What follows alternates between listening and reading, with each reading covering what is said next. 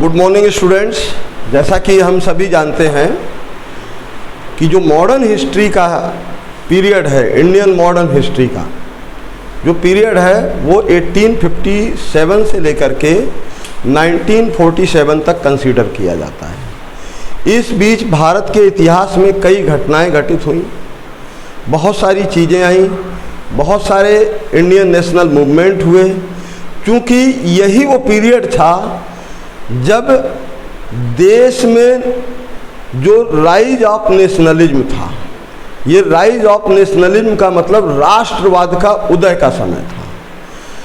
तो इस बीच क्या क्या घटनाएं घटी और इन घटनाओं के पीछे की घटनाएं क्या रही हैं, ऐतिहासिक घटनाएं, उन पर भी हम स्टेप बाय स्टेप एक के बाद एक जो है डिस्कस करेंगे।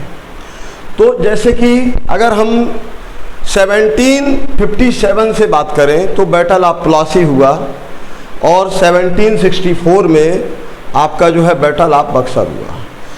तो 1757 का जो बैटल ऑफ प्लासी एंड 1764 का जो बैटल ऑफ बक्सर है, ये दो ऐसी ऐतिहासिक घटनाएं थीं जिनकी वजह से भारत में एक रेगुलेटिंग एक्ट आया। जो ब्रिटिश ईस्ट इंडिया कंपनी थी वो भी रेगुलेट हो गई और रेगुलेट कहाँ से होने लगी? By British crown. British crown के द्वारा इसको रेगुलेट किया जाने लगा ताकि कंपनी जो है क्या ना हो जाए, एनार्की ना हो जाए।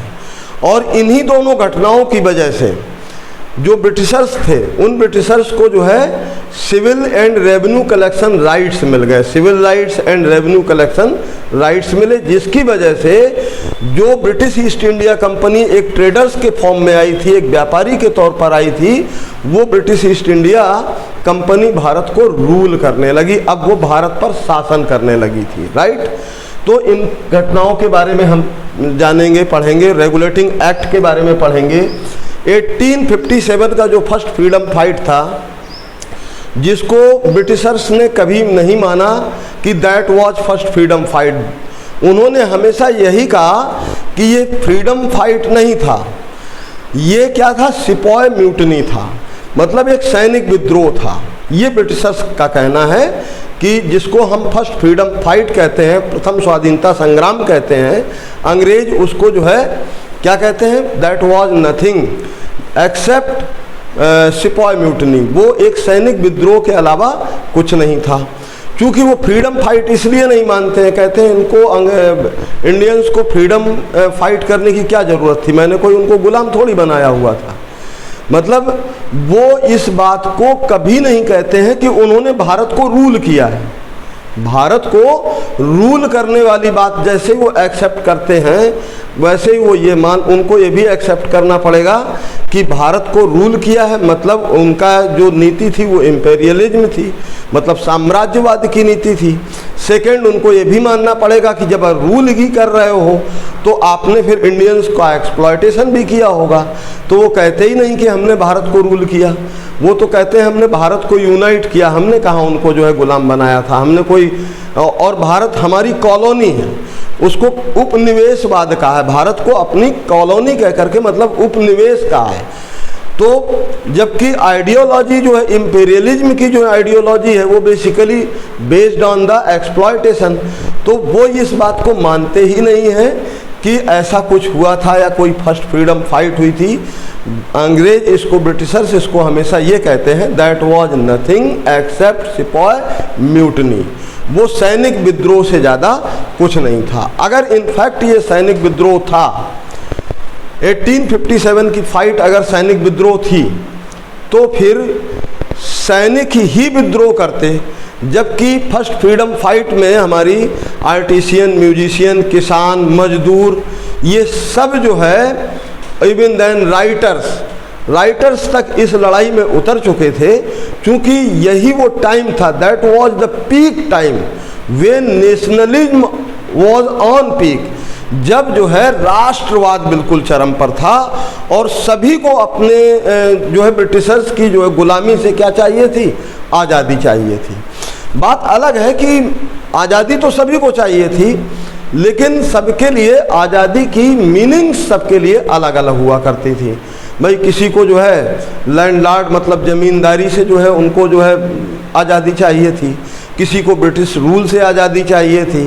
तो आज़ादी सबको चाहिए थी, सब अपनी शर्तों पर अपनी कंडीशंस पर जीना चाहते थे, जो कि भारत में उस समय के तत्कालीन भारत में दैन इंडिया में संभव नहीं था। उस समय भारत में जो ब्रिटिश रूल था, ब्रिटिश क्राउन था, उसकी ही चलती थी।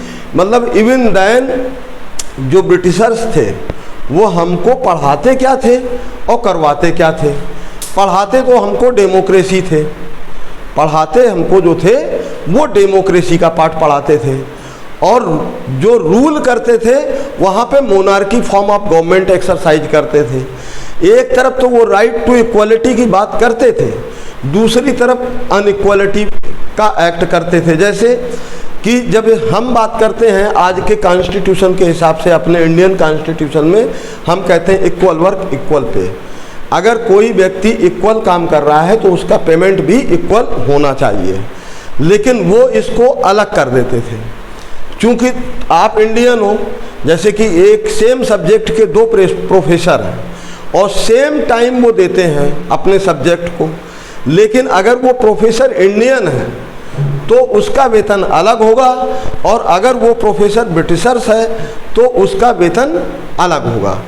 लेट सपोज अगर मान लीजिए यहाँ पे फिजिक्स के दो प्रोफेसर हैं, राइट, फिजिक्स के दो प्रोफेसर हैं, एक इंडियन और दूसरा ब्रिटिशर्स। अब ये दो प्रोफेसर हैं और दोनों की का रैंक एक है, दोनों की सीनियरिटी लेवल पर भी सेम है। अब एक को आप दे रहे हो ज़्यादा वेतन, एक को दे रहे हो कम। जो ब्रिटिशर्स है उसको ज़्यादा पेमेंट और इंडियन को कम वेतन। तो यहाँ पर देखो वो बात कर रहे हैं राइट टू इक्वलिटी की, मतलब इक्वलिटी की बात करके भी अनइक्वल एक्ट करते थे। कहने का मतलब ये है जो कहते थे उसके ठीक विपरीत काम करते थे। Is that clear? तो एक तो ये भी जो है ये भी एक लड़ाई थी, तभी इसमें जो है टीचर्स भी आए लड़ाई में, राइटर्स भी आए। चूँकि राइटर्स क्या होते थे, राइटर्स की अपना एक जो लेबर होता है जिसको हम पारिश्रमिक कहते हैं या वेजेज होता है, तो राइटर्स के वेजेज में भेदभाव। अच्छा, प्रिंटिंग में भेदभाव। अगर आप इंग्लिश अखबार रजिस्टर्ड कर रहे हैं तो उसके लिए रूल अलग हैं, और इंडियन मतलब हिंदी लैंग्वेज में अगर अखबार रजिस्टर कर रहे हैं तो उसके लिए रूल अलग हैं। जैसे कि हमारे भारत में पहला हिंदी का अखबार कौन सा छपा था? उदंत मार्तंड। क्या नाम था? लिख लीजिए, पहला हिंदी अखबार जो छपा था उस अखबार का नाम था उदंत मार्तंड। तो उदंत मार्तंड के जो एडिटर इन चीफ थे, या इस अखबार के जो है आप ओनर कह सकते हैं, मतलब स्वामी, राइट, पब्लिशर, इसके पब्लिशर भी थे, एडिटर भी यही थे। कौन? पंडित योगेंद्र शुक्ल। इन्होंने जब पहला अखबार हिंदी में छापने की बात की तो इनको बड़ी समस्याओं का सामना करना पड़ा।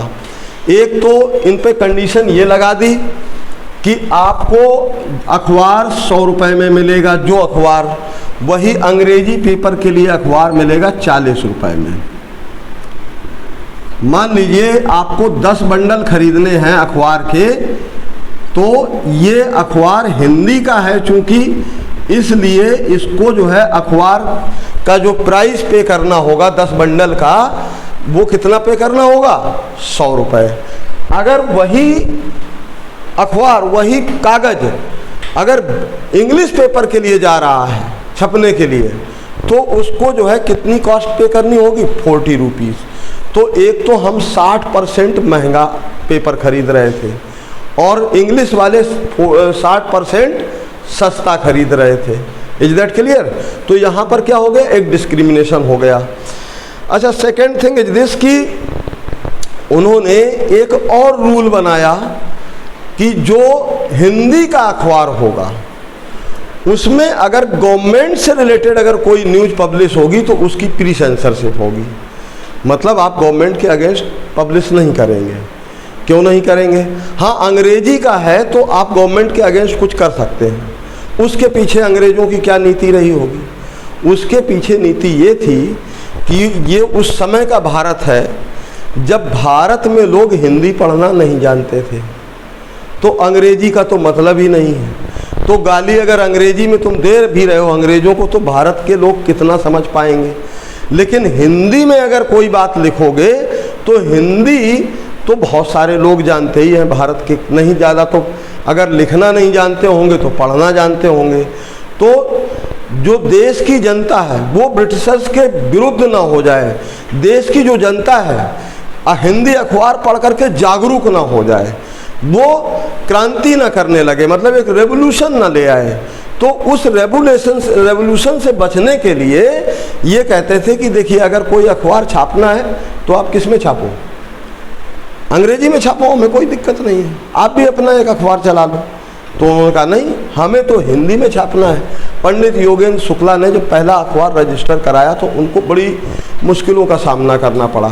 अच्छा, एक मज़े की और बात है, जब नाम से क्या पता चल रहा है पंडित योगेंद्र शुक्ल, तो पंडित योगेंद्र शुक्ल, जाहिर सी बात है शुक्ला तो हमारे यूपी में ही होते हैं, ब्राह्मण परिवार से आते थे, तो कहाँ के होंगे, अखबार कहाँ से शुरू हुआ होगा? तो मैं आपको बता दूं, बाई बर्थ ये जो है कानपुर से थे पंडित योगेंद्र शुक्ल, ठीक है। लेकिन हिंदी पत्रकारिता का जन्म बंगाल की भूमि से हुआ था। अब यहाँ पे बड़ा अटपटा सा लग रहा है। क्यों अटपटा सा लग रहा है? क्योंकि पंडित योगेंद्र शुक्ल बंगाल की एक यूनिवर्सिटी में हिंदी के प्रोफेसर हुआ करते थे। इन्होंने नौकरी छोड़ करके बंगाल से अंग्रेजों के खिलाफ अपने इस अखबार के माध्यम से क्या शुरुआत की थी? एक फाइट शुरू की थी। Is that clear? इसलिए जो प्रथम स्वाधीनता संग्राम की जो बुनियाद है वो भी कहाँ से, 1857 की कहाँ से हुई थी? बंगाल की भूमि से। वो बात अलग है, बाद में मेरठ से जो है सैनिक विद्रोह शुरू हुआ, राइट। अगर मंगल पांडे ने जो है अपने ऑफिसर्स को गोली मारी थी, कहाँ मारी थी? बंगाल में। और पंडित योगेंद्र शुक्ल ने जो आज़ादी या स्वाधीनता संग्राम की शुरुआत की थी वो कहाँ से की थी? वो भी जो है बंगाल से शुरू की थी। इन्होंने पहला हिंदी का अखबार प्रकाशित किया था बंगाल की भूमि से, राइट। और उस अखबार का नाम था उदंत मार्तंड। इसका मतलब जानते हैं क्या होता है उदंत मार्तंड का? हैं? उदंत मार्तंड, इसका मतलब जानते हैं क्या होता है? नहीं जानते हैं? जान लीजिए, हिंदी में इसका मतलब है उगता सूरज। उदंत मार्तंड का मतलब है उगता सूरज, राइजिंग सन, राइट। तो इससे मतलब वहाँ से इन्होंने हिंदी पत्रकारिता के माध्यम से अंग्रेज़ों के विरुद्ध इन्होंने एक क्या आंदोलन शुरू किया, अंग्रेज़ों के विरुद्ध एक लड़ाई शुरू की थी। Is that clear? तो इंडियन नेशनल मूवमेंट में ये हम सारी चीज़ें पढ़ाएंगे। साइमन कमीशन के बारे में बताएंगे कि क्या था साइमन कमीशन में, आखिर ऐसी क्या बात थी जिसकी वजह से गो साइमन गो बैक, इस तरह की बातें हुई। इंडियन गवर्नमेंट एक्ट 1935 और इंडस्ट्रियल मूवमेंट 1853, ये सारे के सारे आपको हम टॉपिक इसमें कवर करने वाले हैं, जो कि हम आपको बताने वाले हैं। आज अभी हम जो है पढ़ाने वाले हैं आपको कि 124A सेडिशन लॉ, मतलब सेडिशन लॉ का मतलब क्या होता है? बेसिकली राजद्रोह से, राइट। तो हम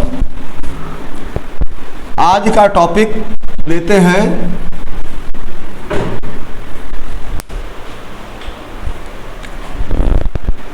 124A of IPC, Indian penal code, right.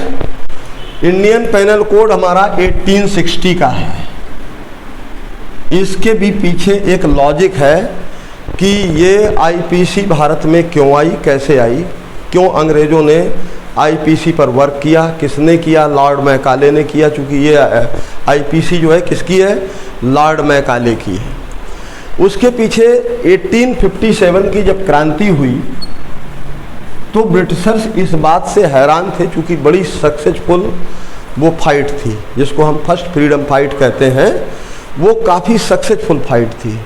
तो ब्रिटिशर्स इस बात से हैरान थे कि ऑलमोस्ट जो है ब्रिटिश इंडिया में ऑलमोस्ट जो रूलर्स हैं, जो राजा हैं, हिंदू राजा हैं या राज्य के दूसरे राजा हैं, नवाब हैं, वो सब के सब तो हमारे अधीन हैं, सब के सब हमारे अधीन हैं, और रेवेन्यू राइट्स, सिविल राइट्स ये हमारे पास है।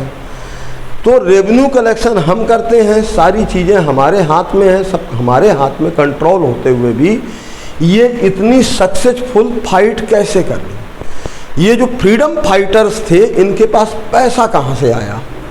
इनके पास पैसा कहाँ से आया? ये भी एक उनके लिए एक बड़ा विषय था, चिंता का विषय था कि ये पैसा कहाँ से आया। अब जो है जब उन्होंने इस पर इन्वेस्टिगेशन की, अपनी इन्वेस्टिगेशन को डेवलप किया, तो उन्होंने पाया कि ये पैसा फ्रीडम फाइटर्स को किसी और ने नहीं दिया है, इंडियंस लोकल रेजिडेंट्स ने दिया है, जो किसान हैं, जो मजदूर हैं। पहले हमारे यहाँ देश में किसान और मजदूर के पास भी पैसा होता था। क्यों होता था? क्योंकि ऑलमोस्ट जो राज्य हैं वो चाणक्य की राजनीति, मतलब जो उसकी चाणक्य की सबसे बड़ी किताब है राजनीति, जिसका नाम अर्थशास्त्र है। दरअसल किताब का जो टाइटल है वो अर्थशास्त्र है, इकोनॉमिक्स है, लेकिन सही मायने में उसमें इकोनॉमिक्स से रिलेटेड कोई बात ऐसी नहीं कही है। बस एक ही बात है जो सॉलिड है, वो पूरी की पूरी जो अर्थशास्त्र है वो भारत की, तत्कालीन भारत की एक राज्य व्यवस्था थी कि राज्य कैसे चलेगा। चाणक्य की नीति के अनुसार देखें तो चाणक्य ने कहा है कि पैसा जो है देश की जनता के पास होना चाहिए, ना कि सरकार के पास। देश की जनता के पास अगर पैसा होगा तो देश की जनता जो है सुखी रहेगी, उसकी डिमांड सरकार से कम होगी, राइट। और सरकार के पास पैसा इतना होना चाहिए जिससे वो सरकार सिर्फ रूल करे, तो उस हिसाब से टैक्स जो है जनता पर कम से कम टैक्स का बोझ होना चाहिए। Is that clear?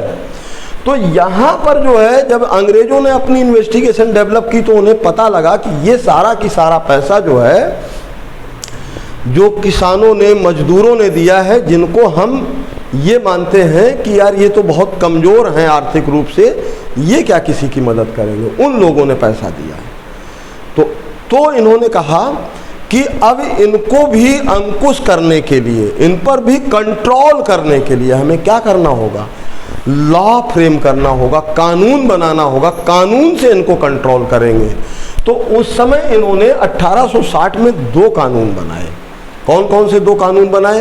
एक तो आईपीसी ड्राफ्ट की, इंडियन पेनल कोड 1860, और second Indian income tax act बनाया। वो भी आपका जो इंडियन इनकम टैक्स है, इंडियन इनकम टैक्स एक्ट 1860 का है। भारतीय जो आयकर अधिनियम है ये भी 1860 का है। अब इन्होंने कहा कि अच्छा अब देखें कैसे आप जो है ओवर कंट्रोल्ड होते हो, अब तुम पैसा कमाओ और इतना टैक्स दो। तो जो ब्रिटिशर्स ने टैक्स इम्पोज किया यहाँ की लोकल की जनता को, वो आर्थिक रूप से कमर तोड़ने के लिए किया था इम्पोज, कि ना आपके पास ज़्यादा पैसा होगा, ना ज़्यादा उछल कूद मचाओगे। भाई सरकार भी क्या करती है, सरकार यद्यपि ये जो 1860 का इनकम टैक्स है इसमें कुछ फेर बदल करना चाहिए, लेकिन हमारी सरकार ने कोई बहुत ज़्यादा जद्दोजहद या फेर बदल करने की कोशिश नहीं की। ये एक राजतंत्र में लगाया गया ब्रिटिश रूल का एक टैक्स है, जिस टैक्स को आज भी हम एक्सरसाइज कर रहे हैं, राइट। अब 124A जो सेडिशन लॉ है, बेसिकली ये क्या है? ये है राजद्रोह, जिस पर इन दिनों चर्चा भी चल रही है कि ये जो सेक्शन है इसको हटाना चाहिए, मतलब इसको रिमूव कर देना चाहिए या इसको बने रहना देना चाहिए। तो देखिए, after commencement of the constitution of India, कब? 16 जैन 1950 हमारा कॉन्स्टिट्यूशन इनैक्ट होता है, जो कि सुप्रीम लॉ है। क्या है? 26 जैन 1950 को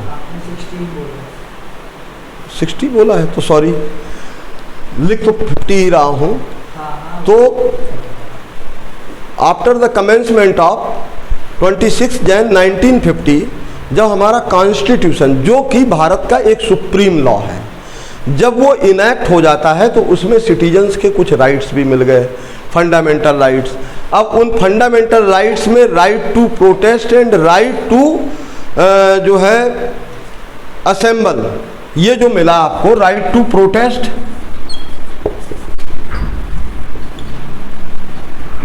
मतलब आपको विरोध करने का अधिकार मिल गया। राइट टू असेंबल, आप असेंबल भी हो सकते हैं, कहीं पर भी इकट्ठे हो सकते हैं, भीड़ इकट्ठा कर सकते हैं, कर लीजिए, कोई दिक्कत नहीं। तो जहां हमको आर्टिकल 19 में ये मिले हुए हैं, तो आर्टिकल 19 में आपको जो 6 फ्रीडम मिले हुए हैं, वही उसी आर्टिकल 19 में 8 रिस्ट्रिक्शंस भी तो हैं। वही आर्टिकल 19 स्टेट को भी तो एम्पावर करता है। स्टेट को क्या एम्पावर करता है कि अगर आप असेंबल हो रहे हैं, पीसफुल असेंबल हो रहे हैं, देन वेल एंड गुड।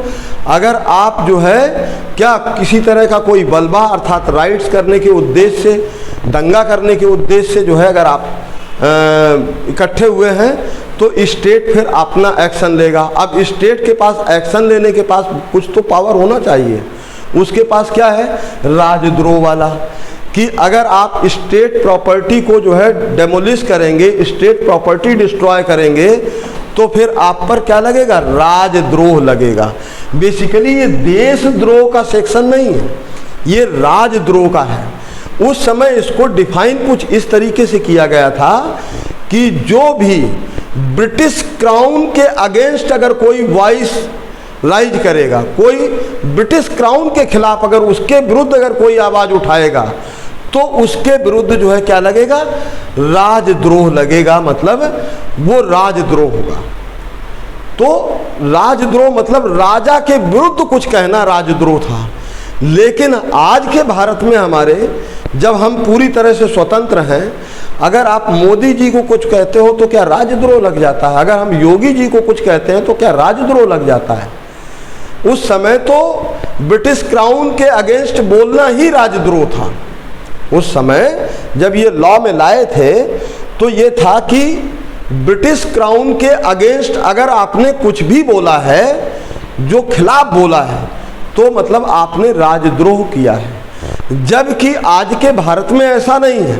लोग खूब पानी पी पी करके मोदी जी को, पानी पी पी करके हमारे उत्तर प्रदेश के मुख्यमंत्री योगी जी को, या किसी भी स्टेट के चीफ मिनिस्टर्स को के अगेंस्ट कुछ ना कुछ बोलते रहते हैं, टिप्पणी करते रहते हैं। राजद्रोह तो नहीं लग जाता है। अब राजद्रोह हमारे यहाँ कब है? इसमें काफ़ी कुछ संशोधन करते हुए राजद्रोह ये माना जाता है कि ऑफ कोर्स या certainly you have the right to assemble, आपको असेंबल होने का अधिकार है। लेकिन किस तरीके से असेंबल होंगे? पीसफुल तरीके से, राइट। असेंबल होकर के अगर आप गवर्नमेंट के अगेंस्ट किसी भी तरह का कोई प्रोटेस्ट, धरना या जुलूस निकालना चाहते हैं, कोई प्रोसेशन करना चाहते हैं, तो वो प्रोसेशन किस तरीके का होना चाहिए? पीसफुल होना चाहिए, राइट। लेकिन अगर अब आप असेंबल हो गए, अब आपको जो है आपकी मर्जी है, मुख्यमंत्री योगी आदित्यनाथ मुर्दाबाद, चलो भाई मुर्दाबाद लगा लिया नारा, आपका अधिकार था, आपने अपने राइट का इस्तेमाल किया। लेकिन मुर्दाबाद लगा दिया ठीक बात है, या किसी ने जिंदाबाद कहा ठीक बात है। लेकिन जिंदाबाद कहो या मुर्दाबाद कहो, आप किसी नीति का विरोध कर रहे हो, आप यू हैव द राइट, है आपके पास अधिकार। लेकिन इसका ये मतलब तो नहीं है कि आप जो है क्या कर दें कि बस जा रही है रोडवेज, उसको तोड़ दे, प्राइवेट बस जा रही है उसके टायर पंचर कर दे रहे हैं आप। तो ये अधिकार आपको कॉन्स्टिट्यूशन में नहीं दिया है। अगर आप कुछ इस तरह का करते हैं तो दैट वुड बी क्या, वो स्टेट प्रॉपर्टी का डेमोलिशन होगा। और इसके लिए state has the right to punish you procedure established by law. State के पास ये अधिकार है फिर कि वो आपको पनिशमेंट दे, और किस तरीके से दे? विधि द्वारा स्थापित प्रक्रिया के तहत, या आपको जो है क्या, एक सजा दे, दंड दे। तो मुझे लगता है जो लोग इसके पक्ष में हैं, बहुत सारे लोग इसके पक्ष में हैं कि नहीं नहीं, ये तो ब्रिटिश के समय में था कि राजा के खिलाफ बोलना राजद्रोह होता था। अरे तो भैया आज राजा के खिलाफ बोलना राजद्रोह थोड़ी है। राज्य की प्रॉपर्टी डेमोलिश करोगे तो राजद्रोह है। आप जो है, ये थोड़ी है कि आपको एक असेंबल होने का राइट दे दिया, आप किसी के घर में चढ़ के हमला बोल दिए, या लाल किले पे चढ़ करके जो है पुलिस पे ही पत्थर फेंकने लगे, तो ये राजद्रोह नहीं है। तो फिर इसको क्या कहा जाए? ठीक है, एंटी नेशनल एक्टिविटी करने लगे, कहो कि हम पर जो, हम तो एंटी नेशनल एक्टिविटी करेंगे। क्यों करेंगे? क्योंकि आई हैव द राइट, मैं चाहे ये करूं, मैं चाहे वो करूं, मेरी मर्जी। तो भाई साहब आपकी मर्जी नहीं चलेगी। यहाँ पे बॉलीवुड में ये गाना गा दिया, ठीक बात है, बॉलीवुड ने गाना गाया, आप सबने, हमने एंजॉय कर लिया उसको सुन करके, गा करके, ठीक है। आपको क्या करना है? अपने स्टेट की प्रॉपर्टी, जहाँ पर आपके कुछ राइट्स हैं एंजॉय करने के लिए, वहीं पर आपकी कुछ ड्यूटी भी तो है, फंडामेंटल ड्यूटीज़ भी हैं। उस फंडामेंटल ड्यूटीज़ का भी ध्यान रखो। जबकि फंडामेंटल जो ड्यूटीज़ हैं वो जस्टिसिएबल नहीं है। फंडामेंटल जो ड्यूटी है आपकी, फंडामेंटल जो ड्यूटी है वो जस्टिसिएबल नहीं है। मतलब जस्टिसिएबल का मतलब ये है कि ऐसा नहीं है कि फंडामेंटल ड्यूटीज़ आपको मर्जी ना मर्जी करनी ही पड़ेगी। सरकार कहती है मत करो कोई ड्यूटी जो आपकी ड्यूटी है, लेकिन एटलीस्ट आप जो है ड्यूटी नहीं कर रहे हो तो you have to remain silence, आप शांत बने रहो, मत करो ड्यूटी। शांत रहने में ही आपकी ड्यूटी पूरी हो जाती है।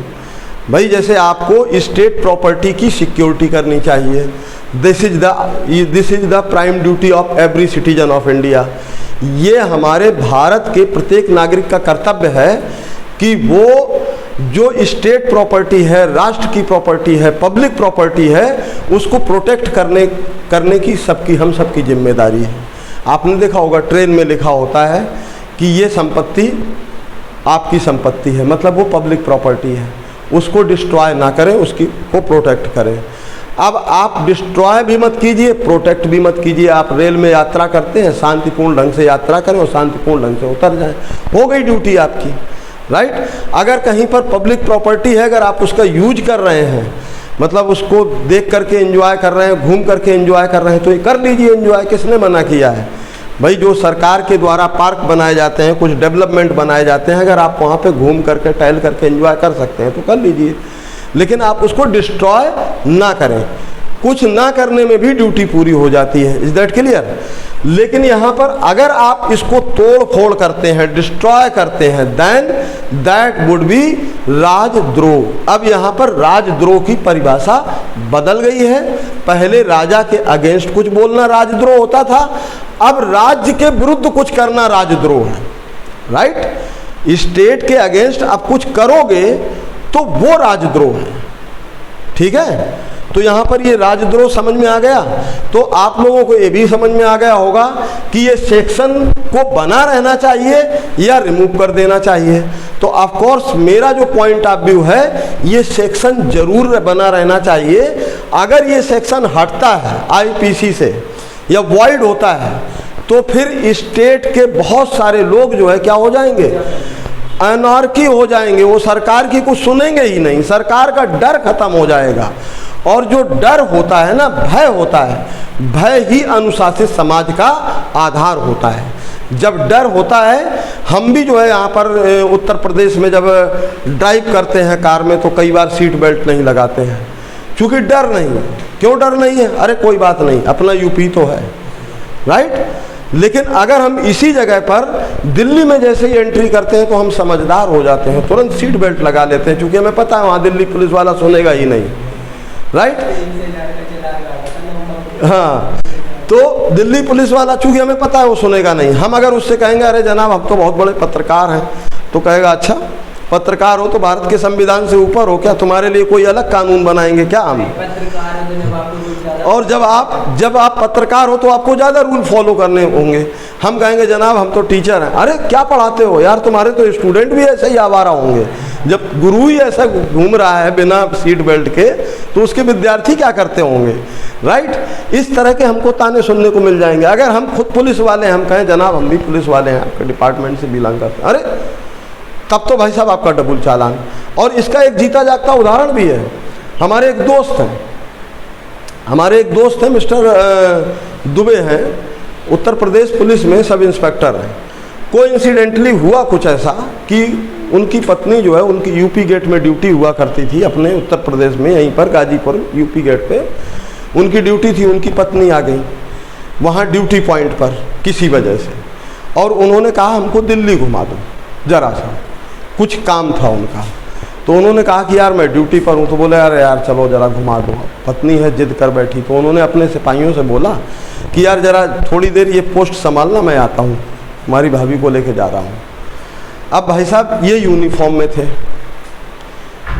क्योंकि जो आदमी ड्यूटी पर है वो यूनिफॉर्म में भी होगा, 2 स्टार भी लगे, सर पर पी कैप भी। अब ये जो है अपना गाड़ी स्टार्ट की, मोटरसाइकिल, पीछे पत्नी को बैठाया, ना खुद के पास हेलमेट ना उनके पास हेलमेट। ये इसकी जो है अभी 2018 की बात बता रहा हूँ। तो जैसे ये दिल्ली के अंदर एंट्री किए तो एक सिपाही जो हवलदार खड़ा होता है, आप वही दिल्ली पुलिस का ट्रैफिक, उसने पहले तो ज़ोरदार सैल्यूट किया और फिर रुकने का इशारा किया। ये रुक गए तो बोले जनाब चालान कटेगा आपका। तो बोले यार पत्नी साथ में है और थोड़ा पत्नी की जिद थी इसलिए मैं, नहीं जनाब आपका तो, अब आप यूनिफॉर्म में हैं, आप लॉ ब्रेक कर रहे हैं, आपका तो चालान कटेगा। और इनको चालान काट के दे दिया। घर में आकर के पत्नी रोज़ बेइज्जती करती थी, घंटा के दरोगा हो तुम, एक सिपाही ने तुम्हारा चालान काट दिया। अब उसे क्या पता, चूँकि वो बहुत पुराने समय की थी, जो है दरोगा जी भी बहुत लेटर स्टेज में आकर के दरोगा बने हैं, तो जाहिर सी बात है। तो उनकी पत्नी अनपढ़, अब कहते हैं यार वो उस अनपढ़ औरत को कौन समझाए कि तुम्हारा, वो बार बार कहती तुम्हारा एक सिपाही ने चालान काट दिया, तुम घंटा दरोगा हो। तो अब लॉ तो लॉ है। तो हमारे यहाँ ये मेनली जो हमारा फोकस है कि सेक्शन 124A जो सेडिशन ऑफ लॉ का सेक्शन है, ये हमारे इसमें वैलिड रहना चाहिए। भय अनुशासित समाज का आधार होता है। अगर डर नहीं होता है तो फिर आम आदमी हो या जनता हो या सरकार हो, सब जो है कोई भी निरंकुश हो सकता है। Is that clear? ऐसा नहीं है कि स्टेट निरंकुश नहीं होता है, कई बार जो है स्टेट निरंकुश होता है। तो स्टेट को भी कंट्रोल करने के लिए लॉ बना है ना, क्योंकि हमारे देश में कोई भी ओवर कंट्रोल्ड नहीं हो सकता है, मतलब अनियंत्रित कोई नहीं हो सकता है। क्योंकि अगर स्टेट भी करता है तो उसके लिए भी तो स्टेट जो है आर्बिट्रेरी एक्ट बना हुआ है ना, कि आप मनमानी नहीं कर सकते हैं। स्टेट के अगेंस्ट भी तो हम आर्बिट्रेरी एक्ट में जाते हैं, हाई कोर्ट जाते हैं, सुप्रीम कोर्ट जाते हैं। स्टेट जब आर्बिट्रेरी इन्वेजन करता है तो उसके लिए हम देते हैं ना, वहाँ पर एक्सप्लेनेशन इंटरप्रिटेशन करते हैं जाकर के ना, हाई कोर्ट सुप्रीम कोर्ट में आर्टिकल 13 क्लास 2 का इंटरप्रिटेशन करते हैं, आर्टिकल 32 का में जो है जाते हैं। तो जब हम इस तरह से जाते हैं तो हम करते हैं ना स्टेट के अगेंस्ट, तो हाई कोर्ट हमारी या सुप्रीम कोर्ट हमारी सुनता है ना। सुप्रीम कोर्ट मानता है ना कि हाँ स्टेट ने आर्बिट्रेरी की है, और स्टेट को डायरेक्शन भी देता है कि भाई अब तो कर दिया जो कर दिया, अब आगे से इस तरह की हरकत नहीं होनी चाहिए। Is that clear? स्टेट को भी पनिशमेंट दे सकता है कोर्ट हमारे देश का। तो आपको क्या लगा, ये सेक्शन रहना चाहिए या वॉइड होना चाहिए? रहना चाहिए मेरे हिसाब से। और इसी के साथ ये सेशन फिनिश होता है। Thank you very much. अगर आप लोगों ने मेरा ये चैनल सब्सक्राइब नहीं किया है तो प्लीज़ सब्सक्राइब करें, ताकि आप लोगों को इसी तरीके की जानकारियाँ मिलती रहें।